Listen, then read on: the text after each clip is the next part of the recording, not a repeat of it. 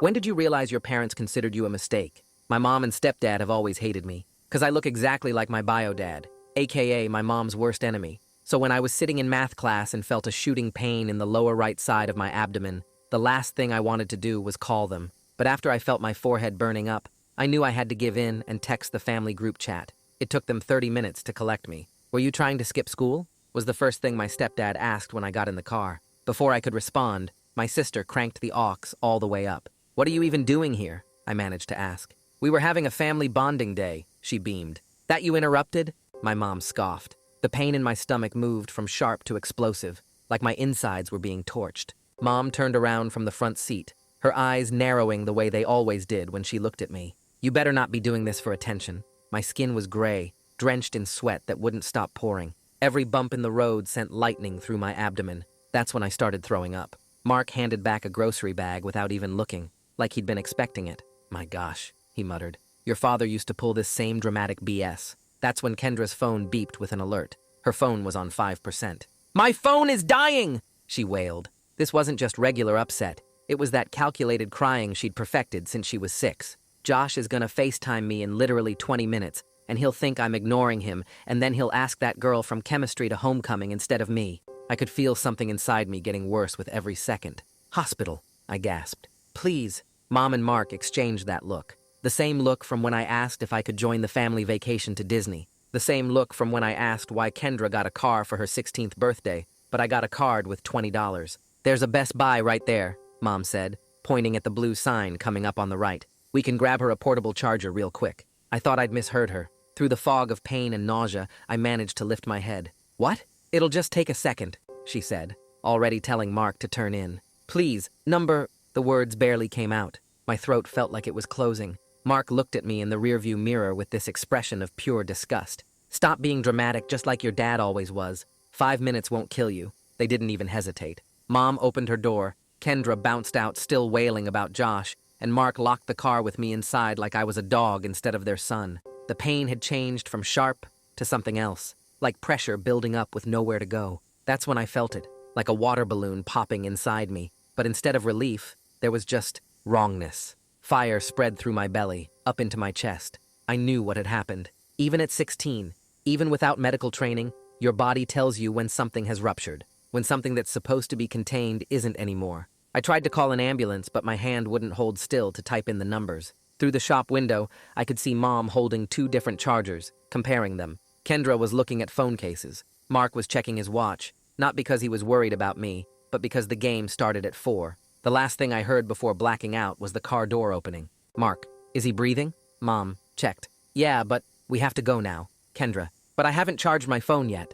I woke up 3 days later in the ICU. Through the haze of medications, I could hear my mom's voice in the hallway, that fake concerned tone she used at parent-teacher conferences. We rushed here the second we realized something was wrong, she was telling someone. We only stopped for 2 minutes because Kendra has severe anxiety and needed her medication from the pharmacy. The nurse was eating it up. You poor things. It must have been so scary, Mark chimed in. We've been here every day. Haven't left his side. That's when I knew. If I wanted justice, I'd have to get it myself. And I knew exactly how to do it. I opened our family group chat and typed, "Thank you for saving my life, Mom." Then I hit send on something else. The message wasn't to my family. It was to my bio dad, whose number I'd found in Mom's old phone 6 months ago and saved under a fake contact name just in case. My fingers shook as I typed on the screen, each word harder than the last, because the pain meds were already pulling me back under. I almost died because Mom wouldn't take me to the hospital. I'm in ICU. Please help. I hit send and watched the message turn blue before my eyes got too heavy to keep open. The phone slipped from my hand onto the blanket, and everything went dark again. When I woke up, the room was dim, just one light over the sink, glowing yellow. A guy in dark blue scrubs stood next to my bed doing something with the machines. He had kind eyes and a name tag that said Ty. He noticed me staring and smiled a little. Hey, you're awake. How are you feeling? Most people ask that as a greeting, not expecting a real answer. But Ty just stood there waiting, actually looking at me like my answer mattered.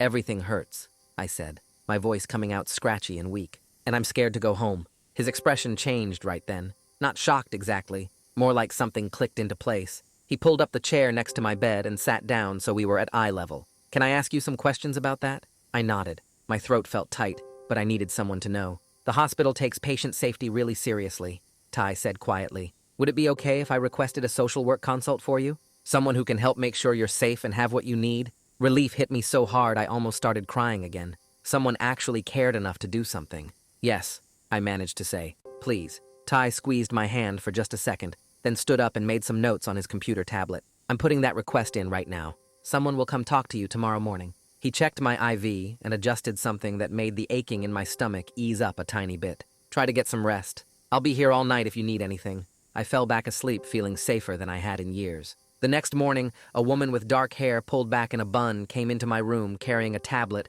and wearing a gentle smile. Her badge said, Valerie Burns, Social Services. She pulled the chair close to my bed and sat down. Good morning. I'm Valerie. The nursing staff asked me to come check on you and see how you're doing. Her voice was warm but professional, the kind that made you feel like you could tell her anything. Can you walk me through what happened before you got to the hospital? I told her everything. About texting the family group chat from math class when the pain started, about waiting 30 minutes for them to pick me up, about Mark asking if I was trying to skip school, about Kendra's phone dying and Mom deciding to stop at Best Buy for a charger while I was throwing up in the back seat, about them locking me in the car while they shopped, about feeling my appendix rupture and not being able to call for help. Valerie's face stayed calm and kind the whole time, but her fingers moved fast across her tablet, taking notes on everything I said. When I finished, she looked up at me with those kind eyes. The medical team documented your condition when you arrived. You had critical sepsis from a ruptured appendix, which means there was a significant delay in getting you treatment. She paused, then asked the question that mattered most. Do you feel safe going home? I wanted to say no so badly it hurt worse than my incision. But I also knew what happened to kids who said they weren't safe at home. Foster care, maybe. Or forced family therapy where Mom would blame me for everything. I don't know, I said finally, which was at least honest. Valerie nodded like that answer told her everything she needed. This information will be part of my assessment. I'll be working with your medical team, and we'll figure out the best plan for you. She stood up, but left her business card on the table next to my bed. If you need anything or remember something else you want to tell me, you can call that number anytime. After she left, I picked up my phone to check the time. That's when I saw the notification. A text from the contact I'd saved as Dave from the school, but was really my bio dad. I'm driving there now. 2 states away, but I'll be there by tomorrow morning. Are you okay? Please tell me you're okay. I started crying before I could stop myself. Someone who barely knew me, who Mom had kept away from me my whole life, was dropping everything and driving through the night to get to me. Meanwhile, my own mother was probably at home watching her cooking shows and complaining about how I'd ruined her week. The tears kept coming and I couldn't make them stop. A different nurse came in to check on me and asked if I was in pain. I just shook my head, because how could I explain that these were relief tears, the kind that come when you realize you're not as alone as you thought you were. That afternoon, I heard Mom's voice in the hallway before I saw her, that fake sweet tone she used with teachers and doctors, the one that made everyone think she was Mother of the Year. Mark's deeper voice rumbled something I couldn't make out. Then they walked in with Kendra trailing behind them, her eyes on her phone like always. Mom had her concerned parent face on, eyebrows drawn together and mouth turned down. But the second she saw Valerie's business card sitting on my bedside table, her whole expression changed. Her eyes went hard and her jaw got tight. She picked up the card and read it, then looked at me with that expression I knew too well, the one that said I'd done something wrong just by existing. What's this about? Her voice came out sharp despite her trying to sound casual. Mark stood behind her with his arms crossed, already looking annoyed. I kept my face neutral and my voice even. A social worker is helping coordinate my discharge care, making sure I have what I need when I leave the hospital. It wasn't a lie, just not the whole truth. Mark's jaw clenched and a muscle jumped in his cheek. Mom's eyes narrowed, but she couldn't make a scene because a nurse walked past right then, glancing into the room. She forced a smile and sat down in the chair Valerie had used earlier. Well, that's nice of them. We just want to make sure you're taken care of. Kendra hadn't looked up from her phone once. She stood near the door like she wanted to be anywhere else, her thumb scrolling and scrolling.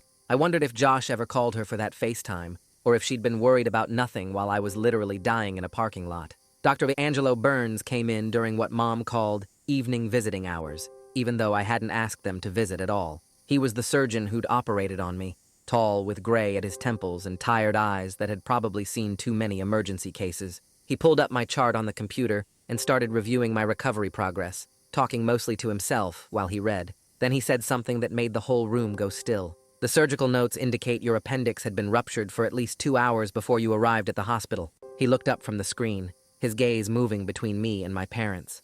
How long were you experiencing symptoms before you came in? This was it. The moment I'd been waiting for since I woke up and heard Mom lying to the nurses in the hallway. I kept my voice calm and clear, making sure every word came out right. I texted them from the school when the pain started. It took 30 minutes for them to pick me up. Then I asked to go to the hospital, but we stopped at Best Buy first, so Kendra could get a phone charger. They locked me in the car while they shopped. That's when my appendix ruptured. I watched Mom's face while I talked, saw the color drain out of it, then come flooding back red and angry. Mark's hands balled into fists at his sides. Kendra finally looked up from her phone, her eyes wide. Dr. Burns's expression stayed professionally neutral, but something shifted in his eyes. He made additional notes in my chart, his fingers clicking on the keyboard for a long time. "I'll be coordinating with social services regarding your case," he said, still typing. Then he left without saying anything else to my parents. The silence after he walked out felt like a living thing, heavy and dangerous. Mom opened her mouth like she was going to say something, but another nurse came in to check my vitals. Mark grabbed Mom's arm and pulled her toward the door, muttering something about getting coffee. Kendra followed them without a word, but right before she left, she glanced back at me. For just a second, her face looked different. Guilty, maybe, or scared. Then she was gone, and I was alone again with the machines beeping and my heart pounding, and the knowledge that I'd just set something in motion that couldn't be stopped. The machines beeped their steady rhythm while I stared at the ceiling tiles and counted the tiny holes in each square. My whole body felt heavy from the medications dripping through my IV, but my brain wouldn't shut off. Around 9 that evening, Ty came back on duty and stopped by my room to check my vitals. He moved quietly around the bed, adjusting things and writing notes on his tablet. When he finished,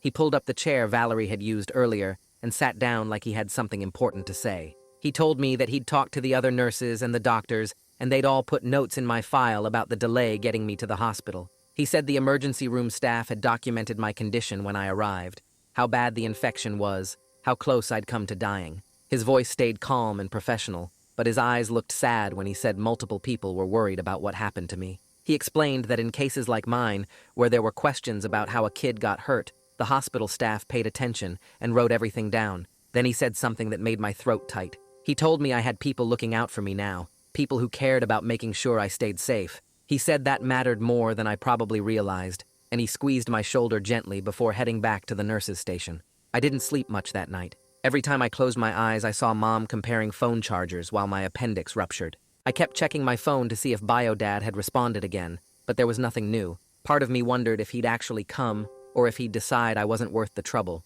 just like Mom always said. Morning came slowly, the sky outside my window turning from black to gray to pale blue. Around 7, a nurse brought me breakfast that I couldn't eat because my stomach was still messed up from the surgery. I was picking at some plain toast when I heard voices in the hallway, and then the door opened. The man who walked in was tall, maybe 6'2", with dark hair that had some gray at the sides. He looked exhausted, like he'd been driving all night without stopping and his clothes were wrinkled. But his face was like looking in a mirror 20 years from now. Same nose, same jawline, same dark eyes that Mom always said made her sick to look at. He stopped just inside the doorway and stared at me, his eyes getting wet. Then he crossed the room in 3 long steps and hugged me carefully, his arms going around me, but avoiding all the tubes and wires. His voice cracked when he asked if I was really okay, and I couldn't answer because I was crying too hard. He smelled like coffee and the highway, and his hands were shaking when he pulled back to look at my face. He kept saying he was sorry,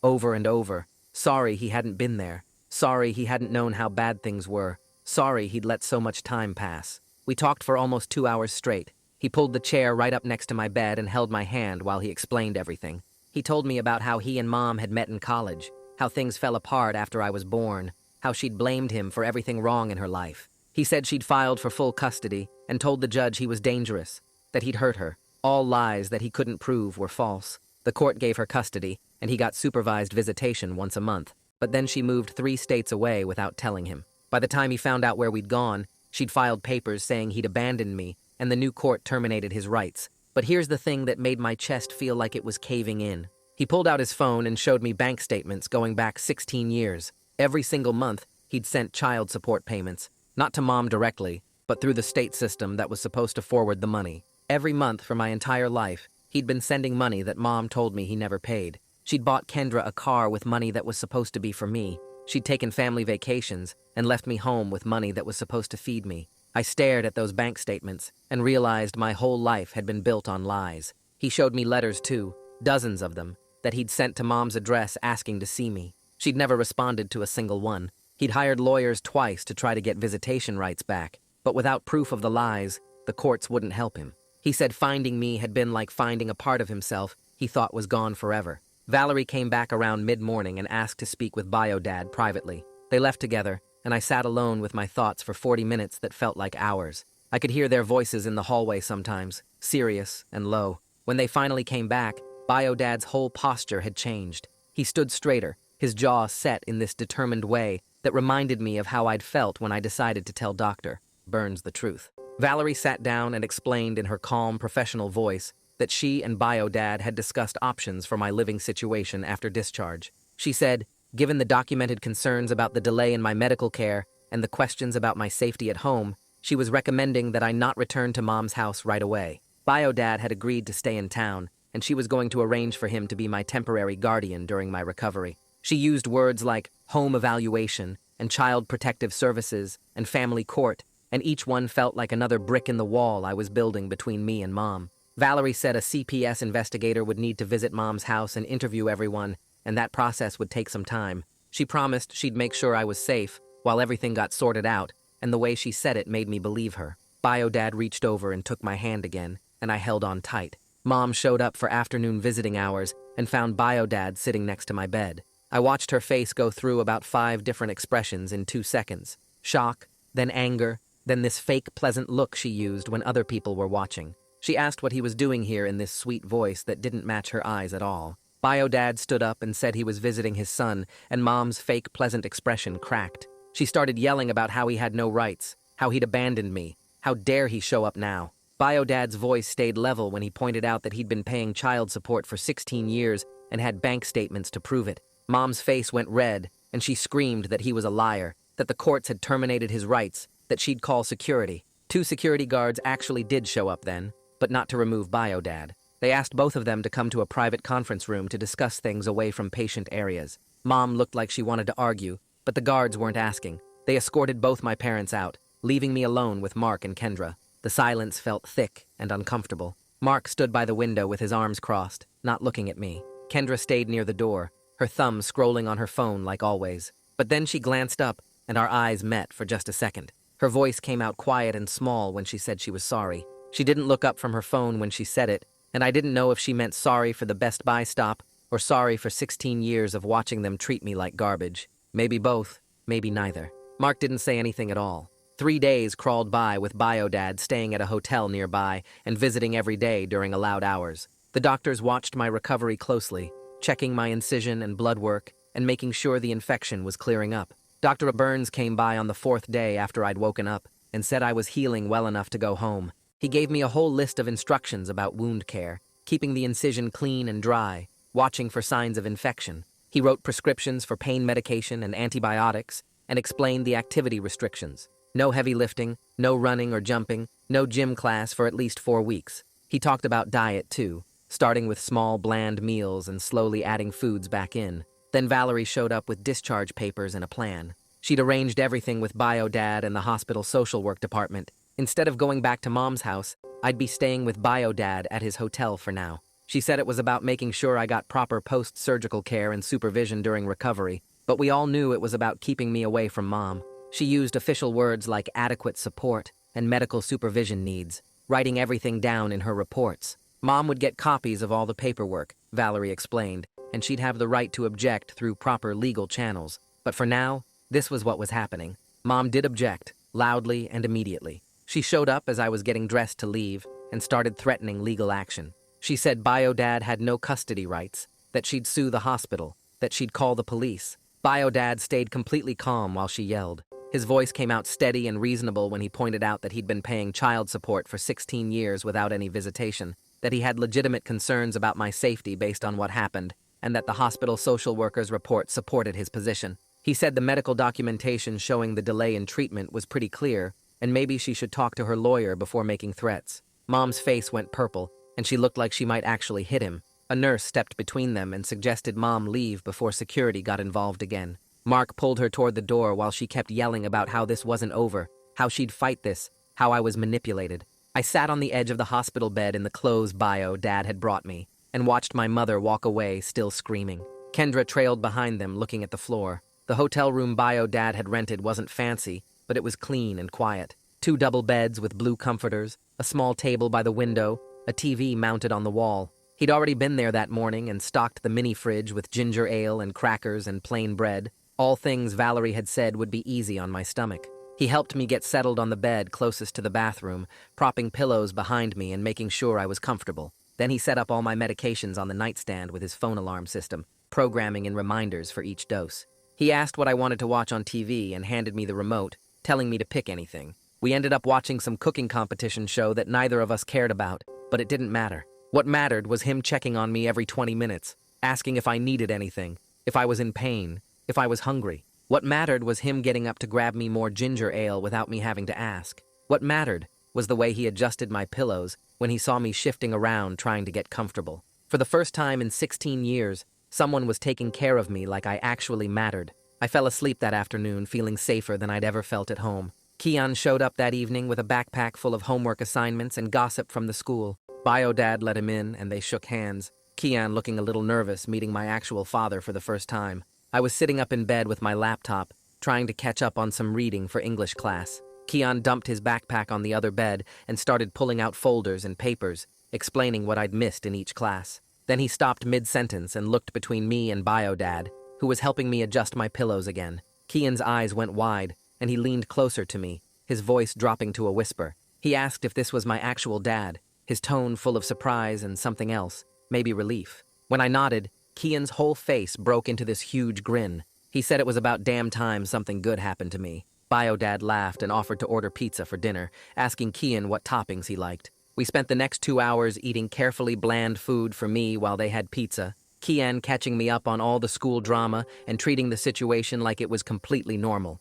Like having my bio dad suddenly in my life wasn't this massive weird thing. His casual acceptance of it made everything feel more real and less scary. Valerie had suggested I keep a journal documenting everything during my recovery. She said it would help if there were any questions later about the level of care I was getting. So over the next few days, I wrote down everything. How bio dad checked my incision twice every day, looking for redness or swelling or any signs of infection. How he made sure I took my medications exactly on schedule, never letting me skip a dose even when I said I felt fine. How he made me small, bland meals even though they were boring, because that's what the doctor ordered. How he asked me constantly how I was feeling, if I needed anything, if the pain was getting worse. I wrote about him doing my laundry at the hotel laundromat and buying me new clothes because I'd only had what Mom packed. I documented him setting up a tutoring schedule so I wouldn't fall behind in the school and researching the best doctors for follow-up care. Every entry in that journal showed the same thing. Bio Dad treated me like I was important, like my health and safety and future actually mattered.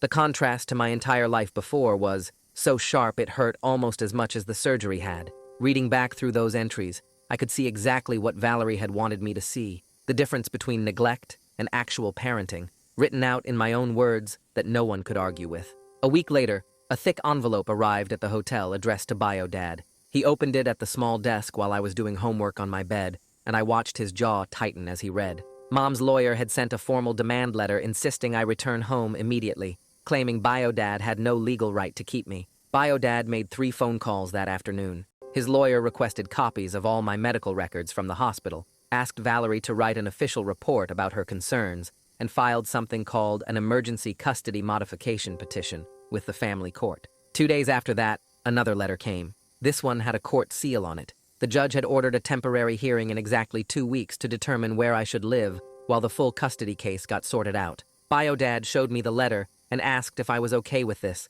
if I really wanted to go through with legal action against my own mother. I looked at the journal on my nightstand, at the medication bottles he'd organized, at the mini fridge he kept stocked with safe foods for my recovering stomach. Then I looked at him and said yes. 3 weeks after my surgery, Bio Dad drove me back to my old school for the first time. My incision still pulled when I moved wrong and I got tired way faster than before. By 3rd period, I was fighting to keep my eyes open in history class. The teacher noticed me nodding off and sent a note to the counselor's office. I'd never met Jasmine Ford before. She had an office near the front entrance with plants on every surface and a couch that looked actually comfortable instead of the usual hard plastic chairs. She asked me to sit down and offered me water, then waited until I was settled before asking how I was really doing. I tried to give her the standard answer about being fine and catching up on schoolwork. She just looked at me with this patient expression and said she'd gotten a report from my teacher about me falling asleep, and she knew I'd been hospitalized recently. Requested Reds is on Spotify now. Check out link in the description or comments. She asked if I wanted to talk about what was going on. Something about the way she asked, without pushing or judging, made everything spill out. I told her about the appendix rupture and the Best Buy stop while I was dying in the back seat. I told her about waking up in the ICU and hearing Mom lie to the nurses about what happened. I told her about Bio Dad showing up and how I'd never felt safer in my life than I did staying with him at that hotel. I told her about the custody battle starting and how scared I was that the judge might make me go back to Mom's house. Jasmine listened to everything without interrupting once. When I finally stopped talking, she was quiet for a minute. Then she explained that she was what's called a mandatory reporter, which meant if she heard about a child being hurt or neglected, she had to report it to the authorities. She asked if I would give her permission to write down everything I'd just told her and include it in the court case. I said yes immediately. Jasmine called Valerie that same day. I know because Valerie texted Bio Dad about it that evening, saying it was really helpful to have school staff backing up her concerns. Having a counselor from my actual school confirm that I'd been neglected made the case way stronger. Jasmine also set up a bunch of accommodations for me. I got extra time on all my assignments until I was fully recovered. I got permission to leave any class if I was in pain and go to the nurse's office. I got a pass that let me arrive late to first period if I needed extra rest in the mornings. She printed everything out and gave me copies, then sent the same information to all my teachers. For the first time ever, school felt like a place that actually cared if I was okay. One afternoon, about a week later, I was at the hotel doing homework when someone knocked on the door. Bio Dad was out getting groceries. I looked through the peephole and saw Kendra standing in the hallway. She looked terrible. Her hair was in a messy ponytail, and she wasn't wearing makeup, which never happened. I opened the door, and she just stood there for a second before asking if she could come in. We sat on opposite beds, and she stared at her hands. Then she said she'd been thinking about the Best Buy stop constantly, like every single day since it happened. She said she kept seeing me in the back seat turning gray while she cried about her phone charging. She said she realized I could have actually died while she was looking at phone cases. She looked up at me with red eyes and asked if I hated her. I didn't know how to answer that. Part of me wanted to say yes, to make her feel as bad as I'd felt my whole life. But another part of me knew she was 17 and had been raised by the same parents who taught her that her problems mattered more than my life. I told Kendra I was angry at all of them. At her for being so selfish, at Mom for hating me, at Mark for treating me like garbage. But I also told her I understood she was just a kid who'd been raised in a really messed up environment. I said Mom and Mark had spent our entire lives teaching her that she was more important than me, so of course she believed it. That wasn't totally her fault. Kendra started crying, but it wasn't her usual fake dramatic crying. These were real tears that made her face blotchy and her nose run. She said she wanted to tell the truth about what happened if it would help my case. She said she'd testify in court about the Best Buy stop and about how Mom and Mark had always treated me differently. I just nodded because I didn't trust myself to say anything else. A few days later, Bio Dad took me to a follow-up appointment with Dr. Burns. The hospital was the same building where I'd almost died, and walking through those doors made my stomach clench. But Dr. Burns was really nice about checking my incision. He said it was healing well with no signs of infection. Then he had me step on a scale and his expression changed. He asked how much I'd weighed before the surgery. When I told him, he wrote something in my chart and said I was underweight for my height and age. He did some other checks, looking at my skin and nails and asking questions about how I'd been sleeping. Then he said I was showing signs of chronic stress and malnutrition. He added all of this to my medical file and mentioned it would be included in the reports going to the court. Bio Dad asked if there was anything specific we should do, and Dr. Burns gave us a meal plan and some vitamin supplements. He scheduled another follow-up in 6 weeks. The CPS investigator showed up at Mom's house on a Tuesday afternoon.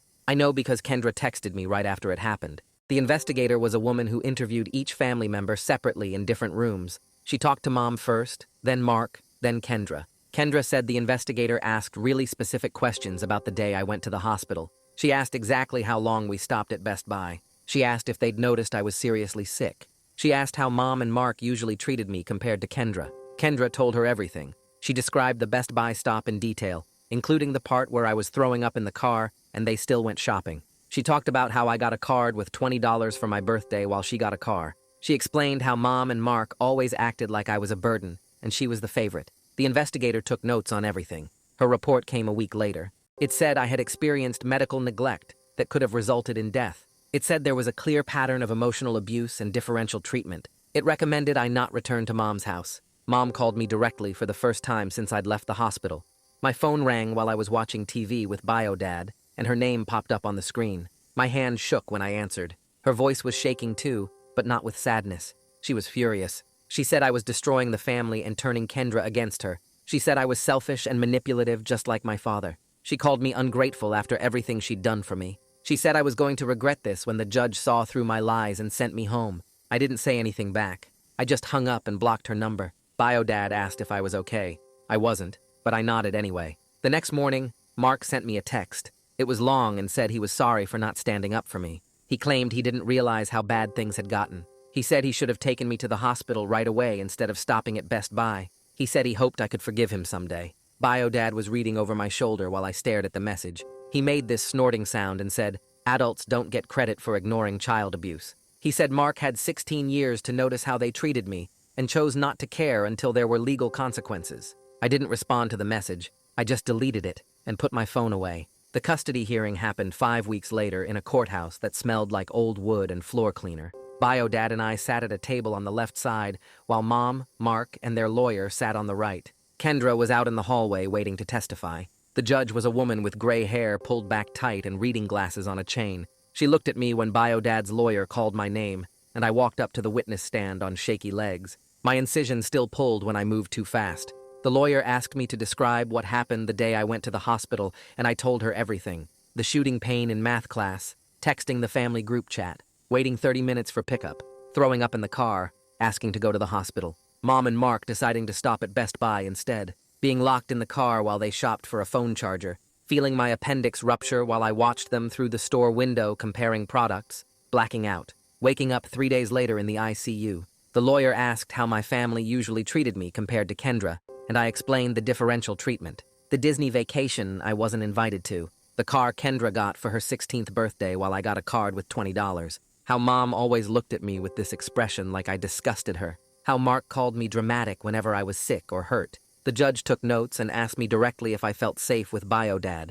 I said yes, without hesitating. She asked if I wanted to go back to Mom's house, and I said no. Mom's lawyer tried to make me seem like I was exaggerating, but the medical records were right there showing exactly how sick I'd been. When I stepped down, my legs were shaking, so bad BioDad had to steady me. Kendra went next, and she was already crying before the lawyer even asked the first question. She described the Best Buy stop in detail, how I'd been throwing up, how my skin looked gray, how I'd begged them to go straight to the hospital, how Mom said it would just take a second to grab a charger, how long they actually spent in the store. The lawyer asked if our parents treated us differently, and Kendra nodded. She talked about getting a car while I got nothing, about family vacations I wasn't included in, about how Mom and Mark always acted like I was a burden while she was the favorite. She said they treated me worse because I looked exactly like BioDad, and Mom hated him. She was sobbing through most of it, and I could see Mom glaring at her from across the courtroom with this look that would have made me feel guilty if I was Kendra. But Kendra kept talking anyway. She said she was sorry for not speaking up sooner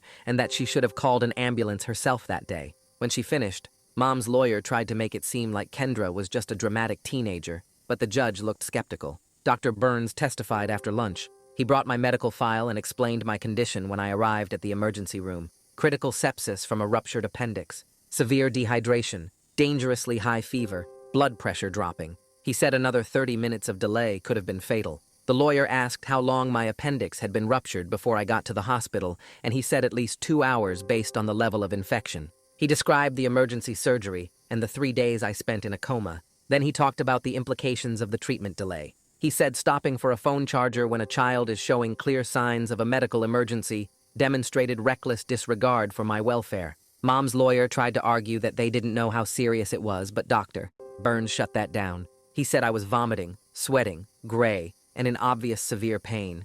Any reasonable adult would have gone straight to the hospital. The judge asked if there was any medical justification for the delay, and Dr. Burns said absolutely not. Valerie testified next and brought a thick folder of documentation. She explained that hospital staff had raised concerns about my family's behavior during my ICU stay, how Mom and Mark lied about being there constantly when they actually only visited twice, how they lied about the pharmacy stop, how I'd expressed fear about going home. She described the contrast between Mom's household and BioDad's care during my recovery. BioDad had followed all medical instructions perfectly. He checked my incision twice daily, made sure I took medications on schedule. kept detailed records of my symptoms and healing progress, brought me to every follow-up appointment. She said I'd gained weight, and my stress markers had improved significantly since leaving Mom's house. The lawyer asked about her professional assessment, and Valerie said clearly that I had experienced medical neglect that endangered my life and ongoing emotional abuse through differential treatment.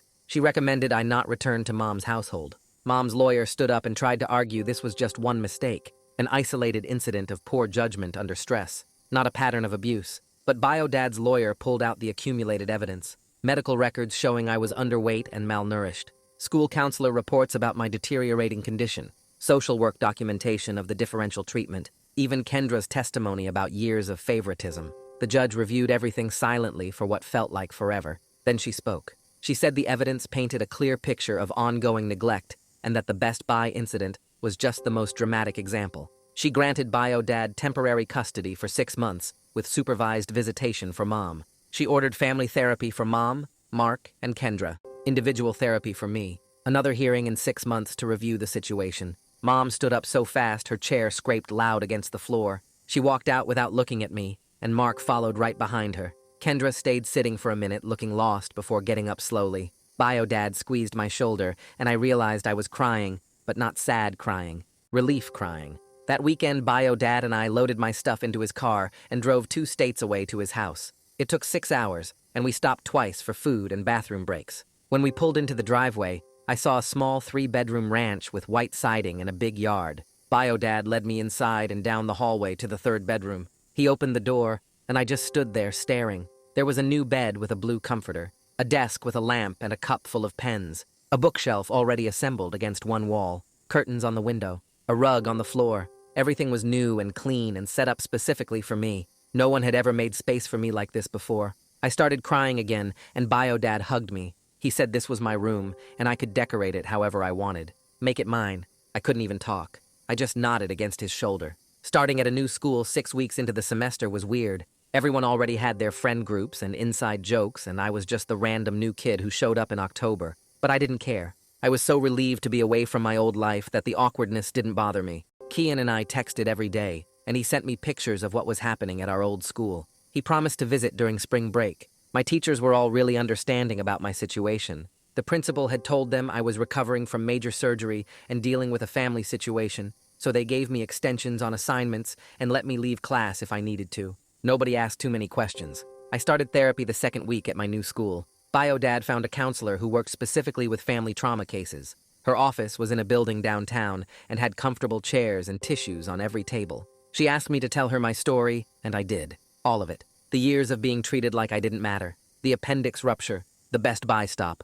Everything. She listened without interrupting, and then said something that hit me hard. She said my mother's issues with Biodad were never my fault. That I didn't deserve to be punished for looking like him. That the neglect I experienced was abuse, even if it wasn't physical. We met every week, and she gave me tools for processing the anger and hurt. It was hard work. Some sessions I left feeling worse than when I arrived. But slowly, I started feeling less angry and more at peace. Like maybe I could actually move forward instead of staying stuck in all the bad years. Biodad signed us up for family therapy too. He said he wanted to build a real relationship after missing my entire childhood. We went together every other week to a different counselor who specialized in parent-child relationships. We talked about why he and Mom split up, how she'd refused to let him have contact with me, how he'd paid child support for 16 years but never got to see me. He showed me court documents from when I was little where he'd tried to get visitation rights, but Mom blocked it every time. He said his biggest regret was not fighting harder, not pushing through the legal system until he could be part of my life. I told him about growing up thinking he didn't want me, how Mom always said he'd abandoned us, how I'd believed her lies for 16 years. We both cried during that session. The counselor said we needed to grieve the relationship we should have had while building the one we could have now. It wasn't going to be perfect. Biodad had missed my whole childhood and we were basically strangers, but he was trying, really trying, and that mattered more than I could put into words. 2 weeks before Thanksgiving, Biodad asked if I wanted to meet his parents, my grandparents, the ones I'd never known existed because Mom told me Biodad's whole family wanted nothing to do with me. I said yes before I could overthink it. They drove down from 3 hours away on Thanksgiving morning, and when they pulled into the driveway, I watched from the window as an older couple got out of a blue sedan. My grandmother had gray hair and glasses, and she was crying before she even reached the front door. My grandfather was tall like Biodad and me, with the same dark hair going silver at the edges. Bio-dad opened the door, and my grandmother pulled me into a hug so tight I could barely breathe. She kept saying my name over and over and touching my face like she needed to make sure I was real. My grandfather hugged me next, and his hands were shaking. They came inside, and my grandmother immediately started pulling photo albums from a canvas bag she'd brought. She spread them across the coffee table and pointed to pictures of Bio-dad as a kid. The resemblance was crazy. Same eyes, same smile, same way of standing with hands in pockets. She showed me Bio-dad at my age, and we could have been twins. My grandfather kept pointing out little details like how we both had the same cowlick in our hair and the same crooked pinky fingers. They asked me questions about school and what I liked to do, and actually listened to my answers. During dinner, my grandmother cried again and apologized for not knowing I existed. She explained that Mom had blocked every attempt they made to contact me after the split. They'd sent birthday cards and Christmas presents for years, but everything got returned. They tried to get legal visitation rights, but Mom's lawyer kept blocking it. My grandfather's face got red when he talked about what happened with my appendix. He wanted to know why no one had called the police or pressed charges. Bio-dad explained the legal process was complicated and that getting me safe was the priority. My grandmother said she wished she'd known sooner, so she could have helped. She made me promise to call her anytime I needed anything. Before they left that evening, my grandfather slipped $200 into my hand and told me to buy something I wanted. My grandmother hugged me again and said they'd be back for Christmas. Kendra called me in early December.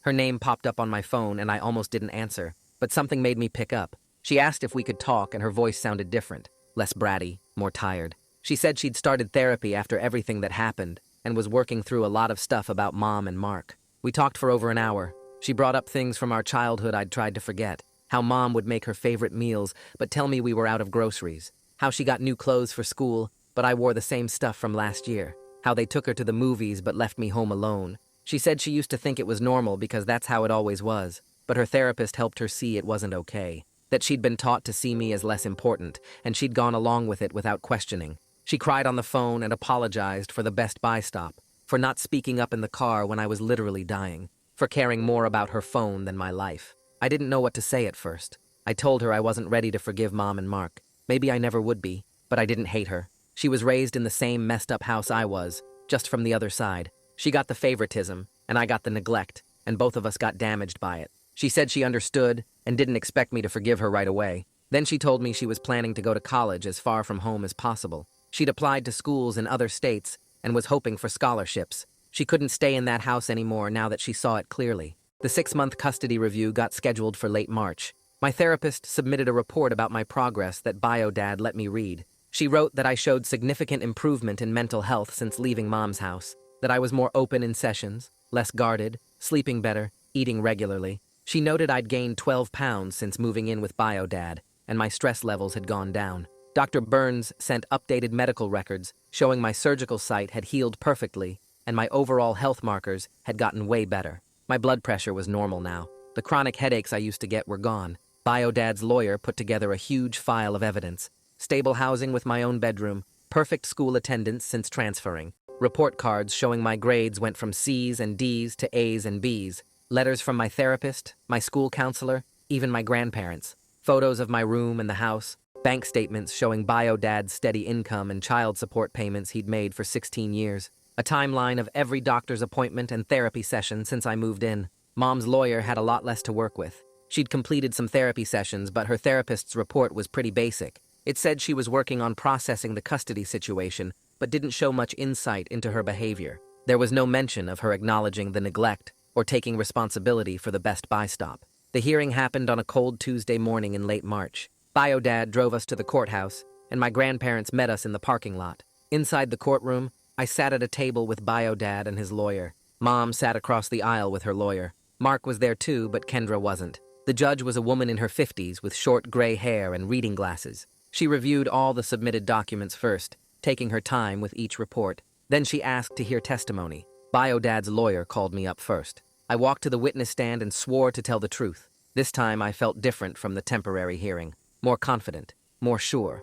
The lawyer asked me to describe my living situation with biological father. I explained that I had my own room that I decorated how I wanted, that Bio-dad made sure I ate 3 meals a day and had clean clothes and got to the school on time, that he took me to all my doctor appointments and therapy sessions, that he helped with homework and asked about my day, that I felt safe there, The lawyer asked about my health and I said I'd gained weight and didn't get headaches anymore, that I slept through the night now without nightmares. The judge asked me directly if I wanted to return to my mother's house. I looked right at her and said no. She asked if I'd be willing to have visits with Mom eventually, and I said honestly, I didn't know. Maybe someday, but not now. Mom's lawyer tried to ask me questions about missing my family and my old school, but I just kept saying I was happier now, healthier now, safer now. The judge took a 15-minute break to review everything. When she came back, she said she'd made her decision. She granted Bio-Dad full legal and physical custody. She said that at 16, my preferences carried a lot of weight, and it was clear I was thriving in his care.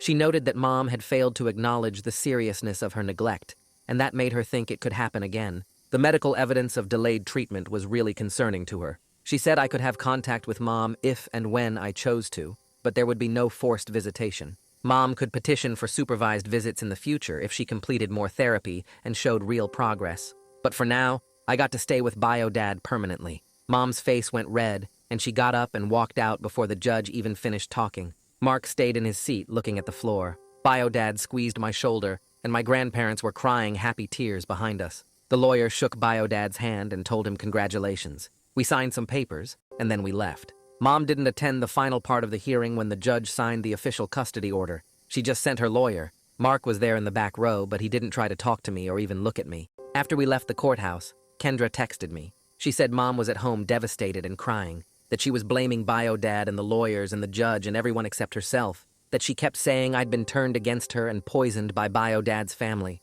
Kendra said she tried to tell Mom that none of this would have happened if she'd just taken me to the hospital that day, but Mom wouldn't hear it. I texted back that I was sorry Kendra had to deal with that it wasn't her job to make Mom see reality. Kendra said she was counting down the days until she could leave for college. I felt sad reading her messages, but I didn't feel guilty. This was Mom's choice, all of it. The years of treating me like I didn't matter, the Best Buy stop, the lies to the hospital staff, the refusal to take any responsibility. She could have fixed this at any point, but she chose not to. Spring break came in April, and Kian visited for 4 days. Bio-Dad picked him up from the bus station, and Kian gave me a huge hug in the parking lot. He kept looking around at everything like he was taking notes. Bio-Dad took us to a theme park the first day, and we went on every roller coaster twice. Kian kept saying how different I seemed, more relaxed, actually smiling and laughing. He said at our old school I always looked tense and tired, like I was waiting for something bad to happen. Now I looked like a normal teenager having fun. The second day we just hung out at the house playing video games and eating pizza.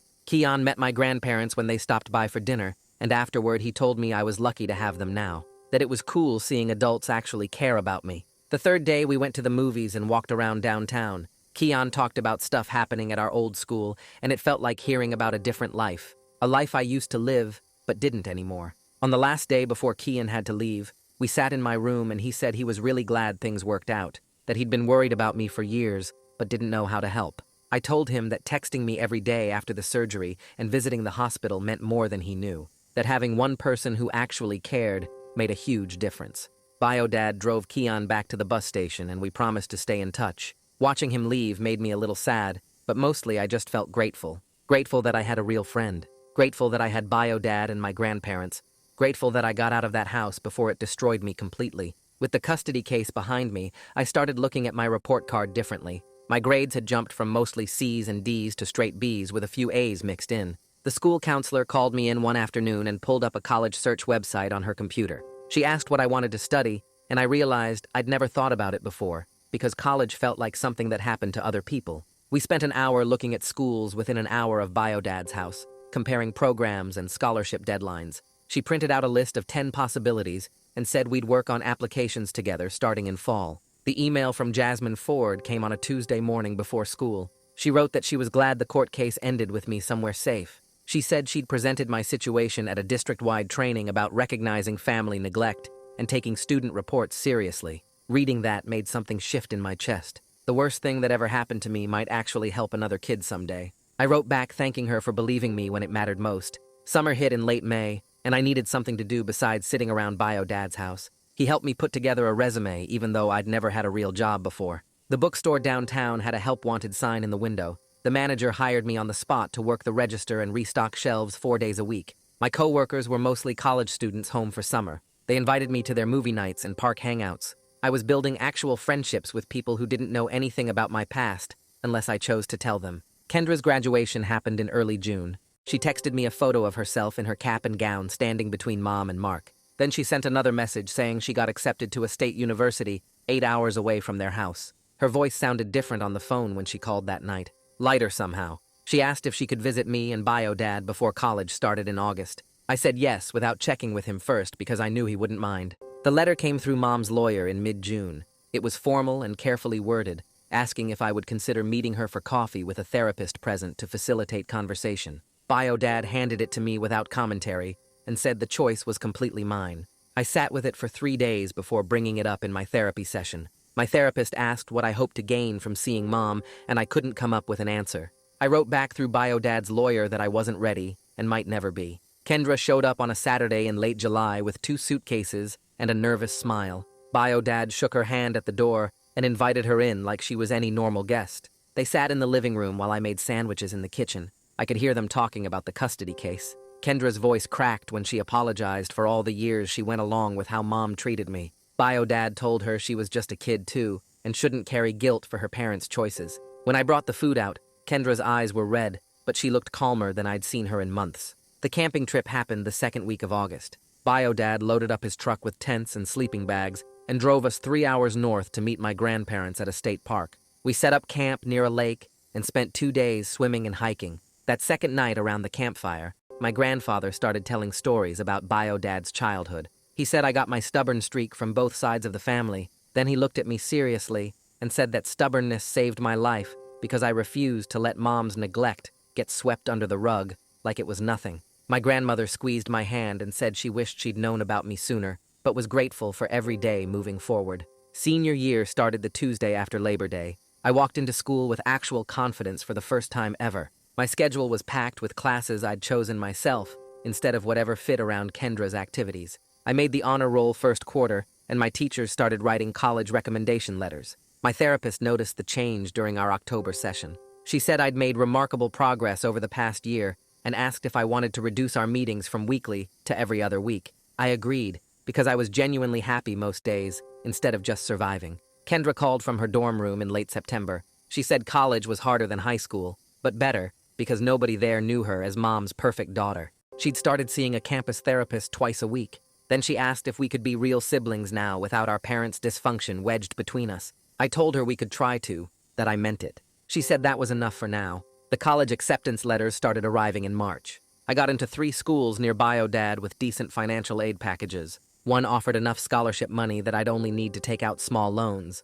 I brought the letters home and spread them on the kitchen table. Bio Dad read each one carefully, and then his eyes got wet. He said he was proud of me and grateful he got to be part of my future after missing so much of my past. I picked the school with the best financial aid package, and we drove there the next weekend to tour the campus and submit my enrollment deposit. The decision felt right the second I clicked submit on the enrollment form. Bio Dad printed out the acceptance letter and hung it on the fridge next to my last report card. My grandparents called that evening and said they wanted to help with college costs. They transferred money into an account Bio Dad set up for books and supplies. We spent the next weekend driving to furniture stores and looking at mini fridges and desk lamps. Bio Dad made a list on his phone of everything I'd need and checked off items as we loaded them into his truck. I picked out bedding in dark blue and gray because it felt more grown up than the cartoon sheets I'd had at Mom's house. The shopping trip took 6 hours, and we stopped for burgers on the way home. Bio Dad asked if I was nervous about starting college, and I told him I was excited instead.